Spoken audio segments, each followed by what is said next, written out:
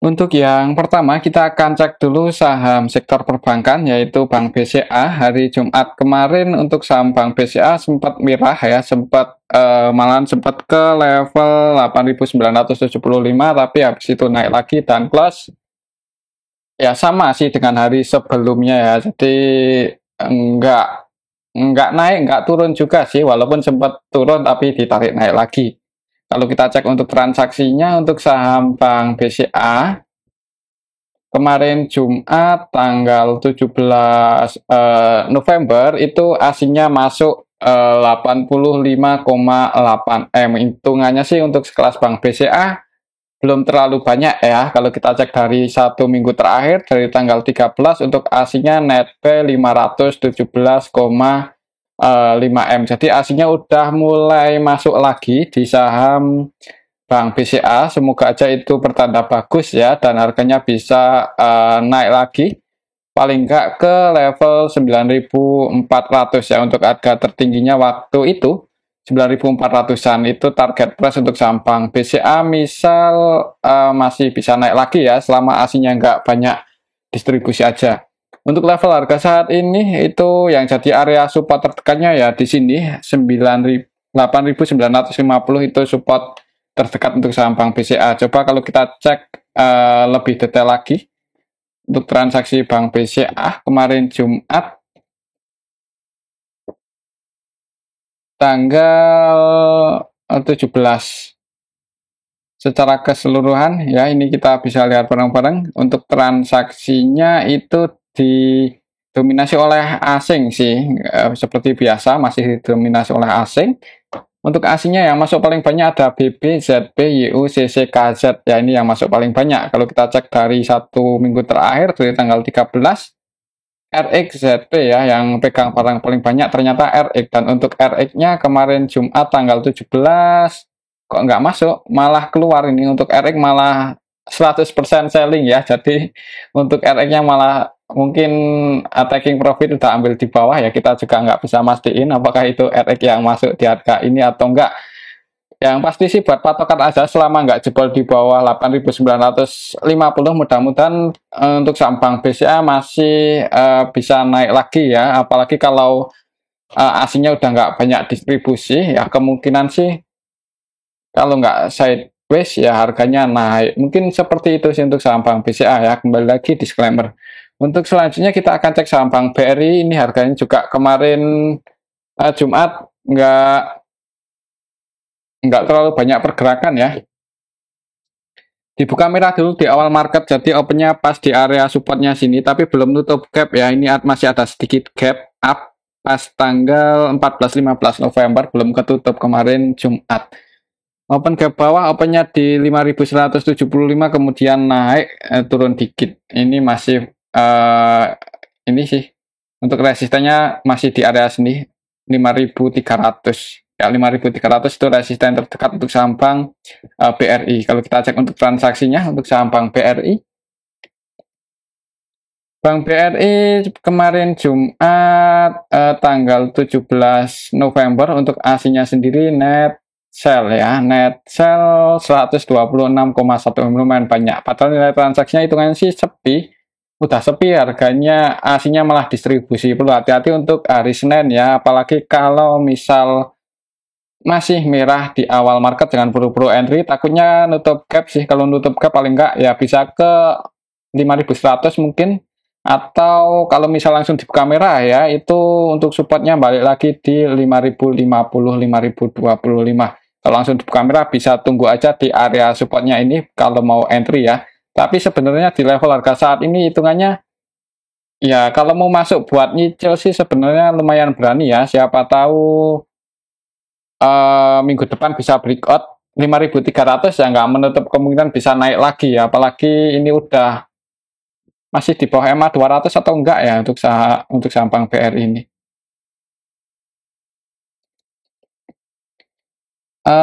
Bank BRI masih berada di area MA 200-nya sih. Kemungkinan besar sih ya, biasanya kalau trennya bullish ya akan berada di atas MA 200. Jadi selama di bawah MA 200 itu sebenarnya kesempatan buat nyicil ya, tapi kembali lagi disclaimer. Oke, itu untuk saham Bank BRI.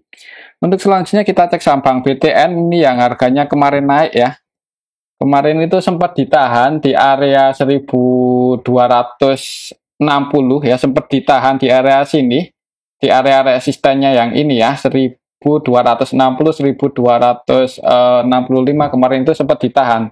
Akhirnya berhasil jebol dan ngegas naik ke 1290. Kalau misal besok masih naik lagi, itu target price-nya bisa ke ini 1340-an ya. Jadi mungkin buat teman-teman yang mau taking profit atau yang tetap masih mau hold di saham Bank BTN, semoga aja bisa breakout di atas 1340. Kalau secara valuasi sih menarik ini untuk saham Bank BTN ya. Saham Bank BUMN yang PBV-nya di bawah 0,7, 0,6 kalau nggak salah untuk level harga saat ini. Tinggal nunggu aja, semoga laporan kuartal 3-nya bagus. Kalau kita cek di sini untuk BBTN belum keluar ya. Mungkin buat teman-teman yang udah punya bocoran ya bisa tulis di kolom komentar.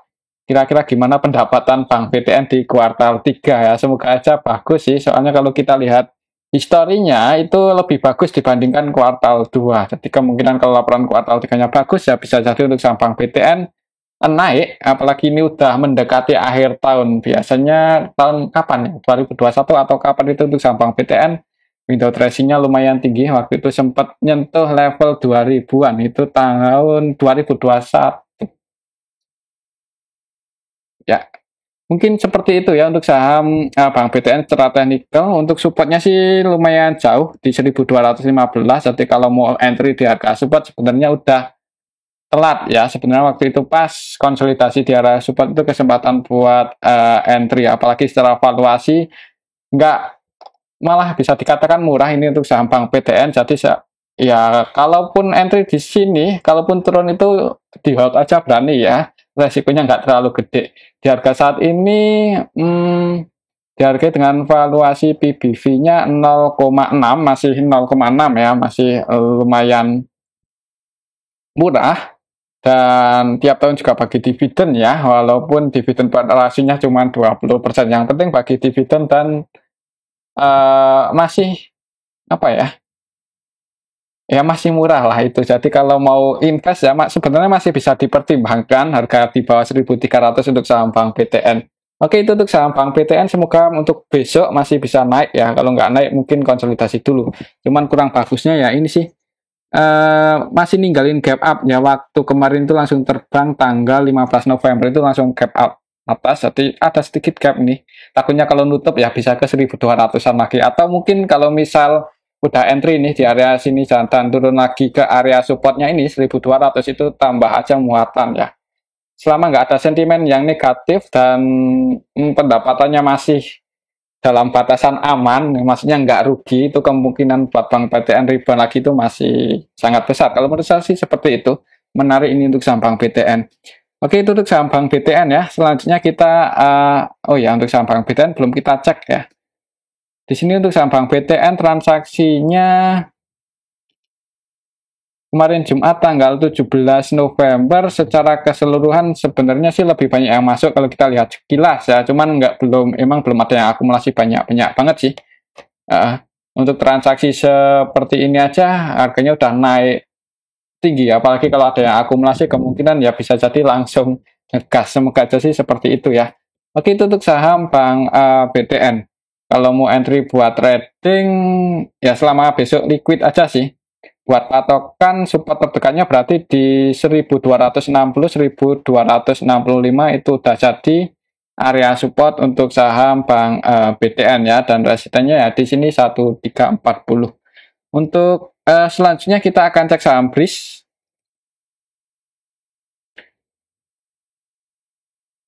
Untuk saham BRIS kemarin naik ya, naik lumayan tinggi.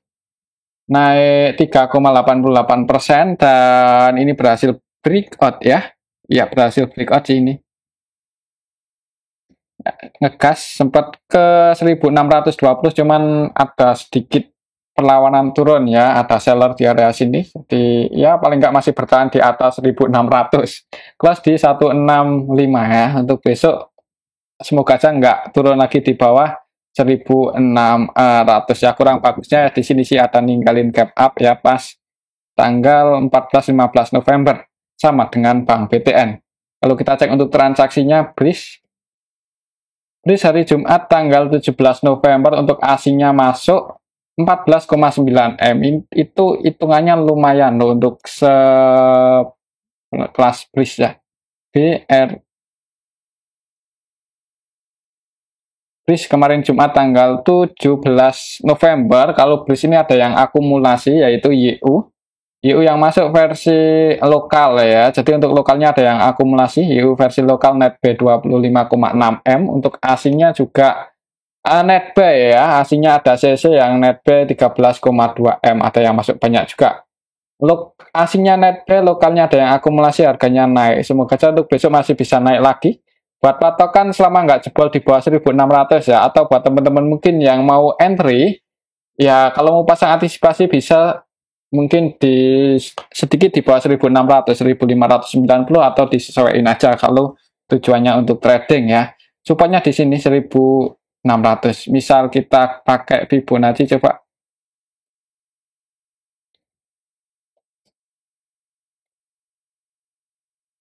untuk BRIS. Kita gunakan resisten yang ini aja.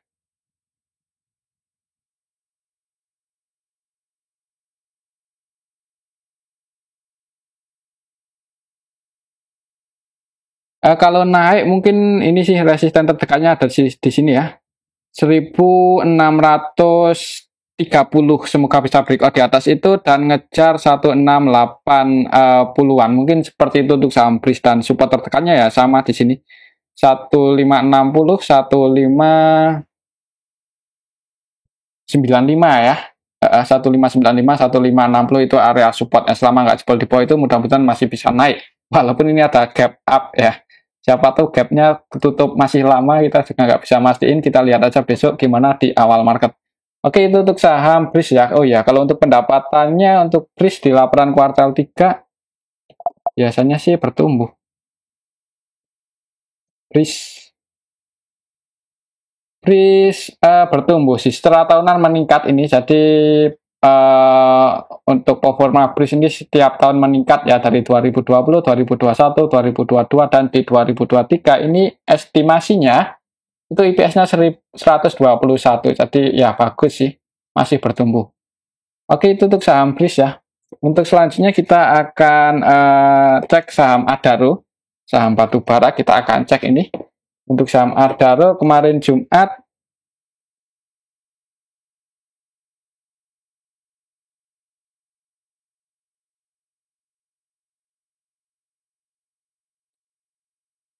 naik ya, naik nggak terlalu tinggi 0,40% ke level 2540. Ini masih cenderung bergerak sideways untuk saham Adaro ya. Konsolidasi di area sini aja di range area 2450 sampai 2300, 2600. Lalu kita cek untuk transaksinya untuk saham Adaro hari Jumat kemarin tanggal 17 November asingnya masuk ini 15,1 M, jadi asingnya net B. Coba kalau kita cek dari tanggal 13 dalam satu minggu terakhir untuk asingnya udah net B 87 M. Jadi ketika konsolidasi itu asingnya cenderung masuk ya. Semoga aja itu pertanda bagus untuk saham Adaro. Kalau kita cek di sini untuk saham Adaro tanggal 17 kemarin secara keseluruhan ada BKYU yang masuk lumayan banyak ya. Untuk asing itu yang masuk selain BKYU ada CC juga ya. CC yang masuk itu versi asing net B 8,8 M. Untuk asingnya net B, lokalnya net sell. Ya, lokalnya jualan ditampung oleh asing.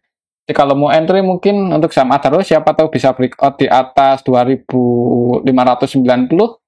Ya nggak menutup kemungkinan Pak bisa ke ini dekat-dekat 3000 ya. Semoga aja sih seperti itu. Kalau secara valuasi untuk saham Adaro menarik sih di harga saat ini. Kemungkinan kalau harga batu baranya naik atau ada sentimen positif ya bisa jadi untuk saham Adaro langsung terbang. Untuk laporan kuartal 3-nya turun ya secara tahunan dan secara kuartalan juga turun, nggak heran karena harga komoditasnya juga turun. Kemudian di harga saat ini PBV-nya 0,7, ini hitungannya sih untuk sektor batu bara valuasinya menarik ya dibandingkan dengan PTBA itu malah di atas 1.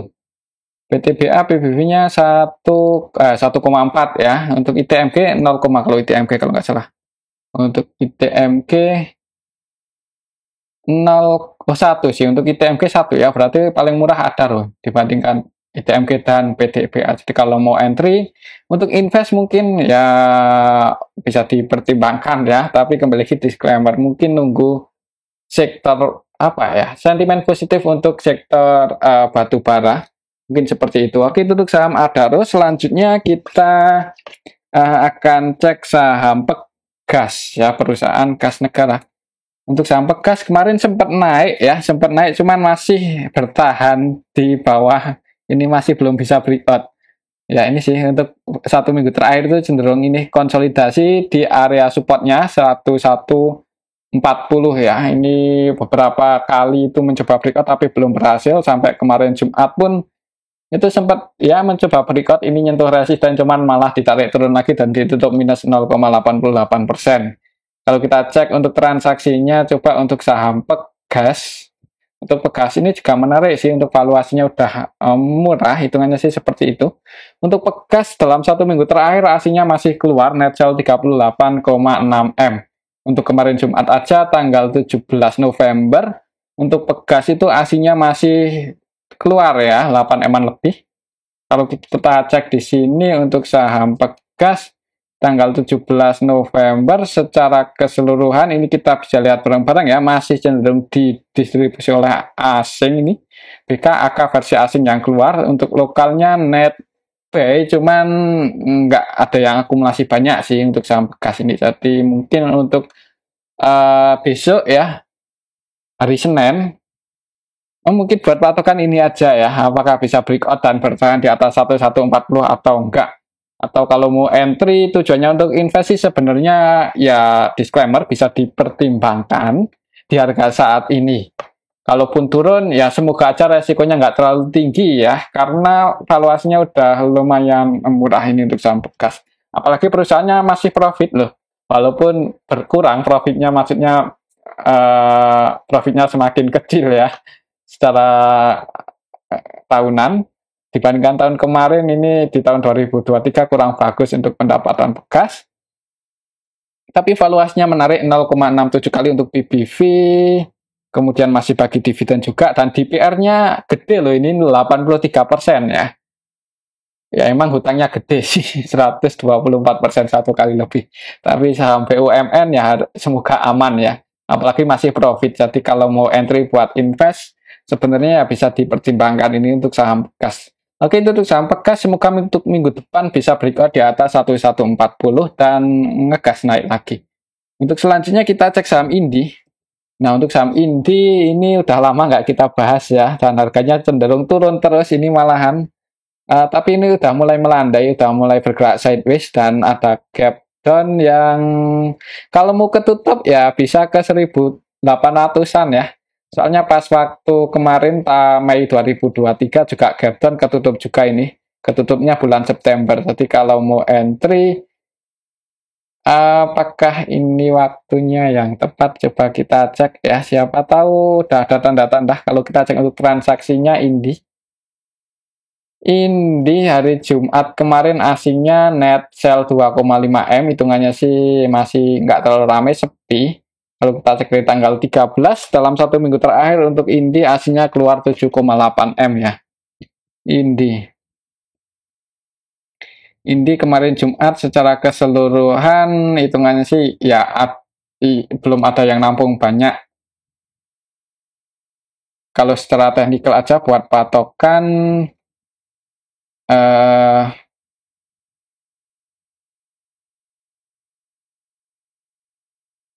supportnya cukup jauh ya. Takutnya kalau masih bearish itu untuk saham Indi bisa ke ini, ke 1290 itu support selanjutnya untuk saham Indi. Misal masih bearish ya.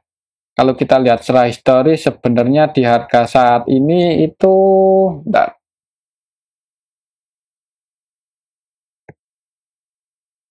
ya di area support sih sebenarnya ya. Ini kalau kita lihat histori waktu Januari awal tahun kemarin 2022, awal tahun 2022 ya, harga terendahnya di area sini-sini aja. Jadi kalau mau entry mungkin kalau tujuannya untuk invest, coba kita cek untuk valuasinya gimana ini. Apakah cukup aman masuk di harga saat ini? Sentimennya kurang bagus sih, laporan kuartal 3-nya ini ya, IPS-nya cuma 21, padahal tahun kemarin 418, jadi pendapatannya turun drastis secara tahunan, secara kuartalan juga turun. Sentimennya kurang bagus, tapi setelah valuasi murah sih, PBV-nya 0,4 malahan, ini di bawah 0,5 ya, di bawah 0,5, 0,42 untuk valuasi PBV-nya. Dividen PE rasionya juga lumayan tinggi, 86% ya, tapi kalau dividennya gede, tapi pendapatannya, dividen DPR-nya gede, tapi pendapatannya turun ya, ya sama aja ya, dividennya juga bakal nggak sebanyak tahun kemarin, tahun ini. Untuk liquidity ratio-nya masih lumayan aman ya, walaupun nggak bagus-bagus banget karena DER-nya di atas 1 kali 145%. Lumayan tinggi untuk saham Indi ya. Oke, itu untuk saham Indi.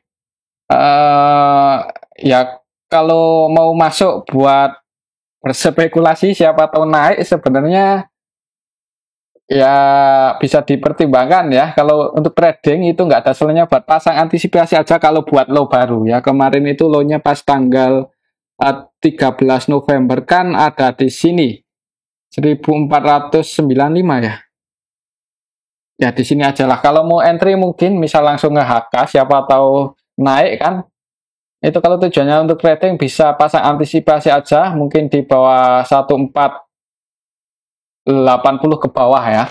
Tapi kembali lagi disclaimer ya, kalau sampai jebol di bawah itu, kalau nggak mau cut loss ya jangan buru-buru average down, takutnya bisa ke ini 1290, 1300. Mungkin seperti itu untuk saham Indi, dan resistennya ya itu ada di 169 1700, itu resisten untuk saham Indi.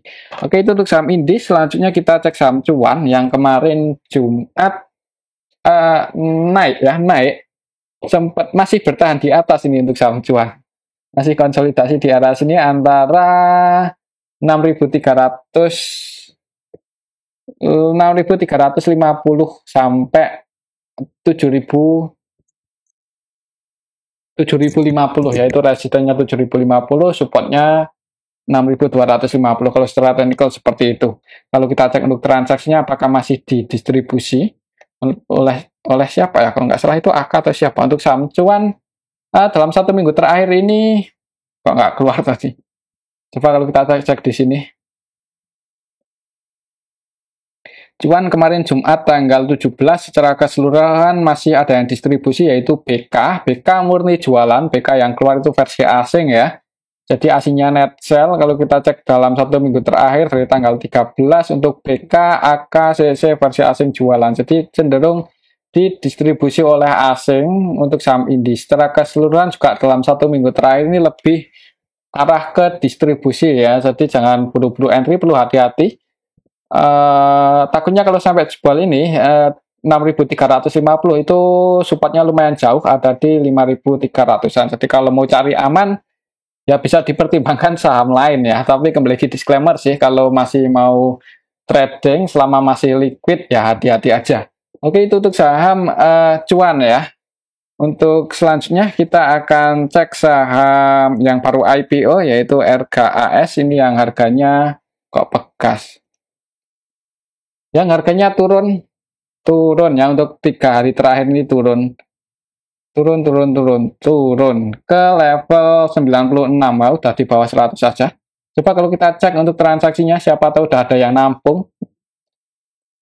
Untuk saham RGAS kemarin dalam 1 minggu terakhir sih aslinya masuk 100 juta aja ya, market cap-nya kecil ya. RGAS dalam 1 minggu terakhir ini masih didistribusi oleh AO itu kalau nggak salah underwriter-nya ya. Kalau kita cek dari awal IPO-nya untuk AO itu terus jualan sampai minggu ini ya, minggu lalu untuk AO-nya masih Jualan udah net sell 23,4 M dan AO ini underwriter untuk saham RKAS kalau nggak salah. Ya ini yang nampung YP, CC, XL, XI ya, EP buat naik lagi itu mungkin nunggu sebagian retailnya cut loss mungkin ya, itu pun kalau ada yang nampung untuk hari Jumatnya. Masih udah sepi sih. Ya nunggu rame lagi buat naik ya, sabar aja, mungkin buat yang nyangkut di atas jangan kebanyakan average down ya. Coba kalau kita ukur pakai rectangle yang ini, kira-kira kalau turun area support selanjutnya ini sih. Untuk support terdekatnya ada di 91, jadi kalau misal besok masih langsung dibuka merah itu perhatikan cara level 91, semoga nggak jebol. Soalnya kalau sampai jebol 91 secara Fibonacci bisa ke 70-an, 77 malahan ini. Oke, itu untuk saham RKAS ya. Kalau mau entry pun buat teman-teman yang misal minat ya itu jangan banyak-banyak. Takutnya nanti malah nggak naik-naik. Oke, itu untuk saham RKAS dan mungkin ini aja dulu untuk analisa kita pada video yang ini ya. Semoga bisa bermanfaat. Terima kasih.